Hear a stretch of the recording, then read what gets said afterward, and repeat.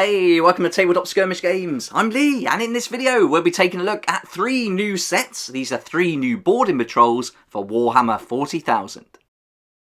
Recently we saw the boarding patrol box set for the Space Marines, a great way to start collecting and getting into 40k. If you haven't started already and this is your first time, this could be a really good way to get going. But now we're going to see 3 new boxes for the Necrons, the Tyranids and the Grey Knights.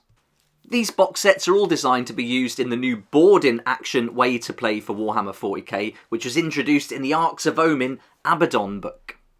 The board-in actions battles are designed for smaller forces, so you're looking at 500 points. You've got limitations on units you can bring in and things like that. So these boxes are really put together to take all that into account. And if you'd like to find out more about board-in actions and what that means, I've done some videos that I'll link to at the end of this one. Let's have a look at the contents of the boxes then, and we'll start with the Necrons. Now I can look at prices at the end of the video and compare it for all the different countries, and I'll also do a points and price comparison for these boxes in later videos, but in this one we'll just focus on the contents. So here we go, we've got the Necrons. There's going to be 10 Necron warriors in there. You're going to get 10 Lich Guard, or you can build them as Triarch Praetorians. You're going to get 3 Ophidian Destroyers and 1 Canoptek Plasmacite. Now there's also 3 Scarab Swarms included there. They're going to come with the Necron Warriors. I nearly said it again then. Necron Warriors, and the Scarabs can't be used though. They can't be used in boarding patrol, so there's rules that don't allow that. These units are pretty interesting. With the Lich Guard, you can put them into different units of 5 to 10, so you could split that up and have 2 units, which I think would be the way to go in this environment, because you want to spread out and get those objectives. That would give you 2 elite choices if you did split them up. Then you've got 1 unit that you could take in of Necron Warriors. That's going to be 1 unit of 10. And they're going to be the troop choice. And then finally, you've got the Ophidian Destroyers. They're going to come in as a fast attack unit, which are allowed under the rules for the Necrons. Notice there's no HQ in this set, and in the board-in action rules, you don't have to take a HQ unless you want to. I'd love to know what you think about the units they've put in here. Do you think it's a good collection? I didn't even really know about the Ophidian Destroyers. I haven't paid much attention to those. They look quite interesting though.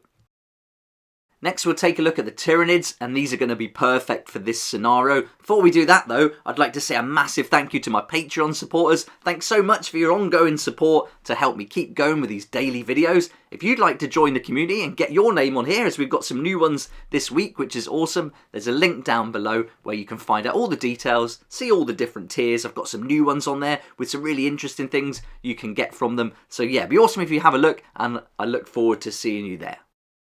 Right, now let's have a look at these Tyranids then. So these are going to be perfect, I think, for board-in actions. They look menacing. The ones they put together here look like they'll be pretty tough. You've got 6 Tyranid warriors altogether, so you can put those into 2 different units. You've got 8 Gene Stealers, who are just going to be savage in this environment, and then 1 Broodlord as the HQ to command everything. So that's pretty interesting. I think this is a really nice setup looking at it. I wouldn't want to go up against this.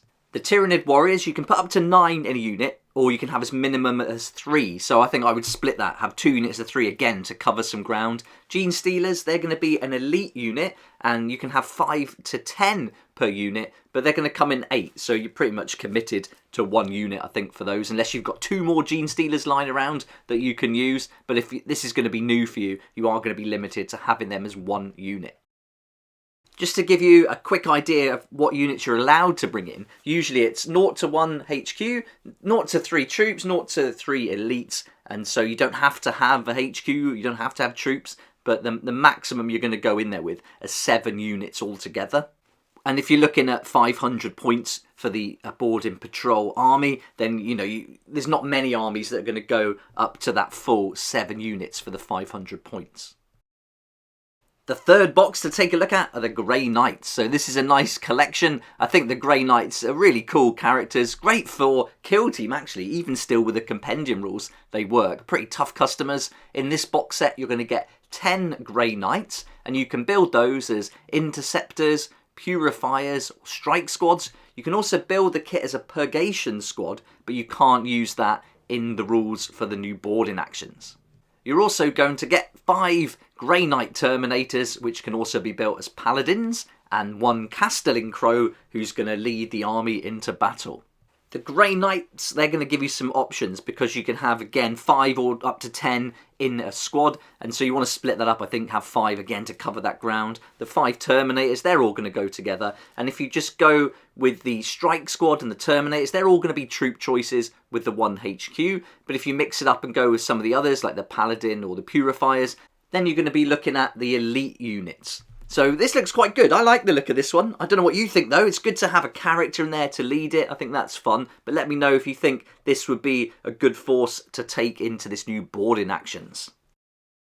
After seeing these for the first time, my initial reaction is that the Tyrannid and the Grey Knight box sets, they're both going to be pretty good. I'm not sure about the Necrons though, so I'm looking forward to hearing from some proper Necron players to see what you think. But I like the look of the Tyrannids, I like the look of the Grey Knights, and again, if you're starting out and you don't collect these armies yet, I think these are quite solid ways to start. It's a good way to get going. You're certainly going to want the Grey Knight units in an army of any size, I think, with those. And the same for the Tyrannids. I think they'd be pretty good. And the Tyrannid one, you could get some use out of that for kill team as well. Couldn't use the Broodlord in there, but the Gene Stealers and Warriors, they're going to be great. And as the Grey Knights too. I think you could use that Grey Knight squad, so you'd certainly get some dual action there, and it'll be nice to be able to use the models in a couple of games if you play them to get the most out of them. So these are also good as like not going into a full commitment like we see with the combat patrols, so that's where this other board in action box set for the Space Marines was good. If you don't want to pay that £85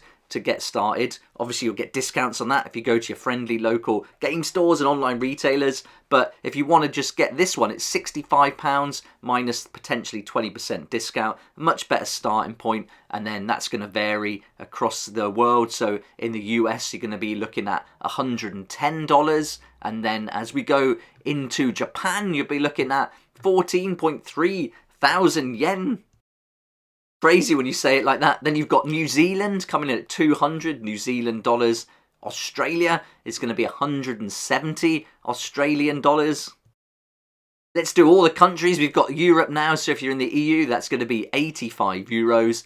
And finally, in Canada, it's 130 Canadian dollars. So if they are going to price these all the same, like they've done with combat patrols, we can expect all of these new boarding patrol sets to be around that £65 mark too. So yeah, I think they're going to stick to it. It looks like it from what's in there at first glance, but I will be taking a closer look at each of these boxes in some videos over the next day or two.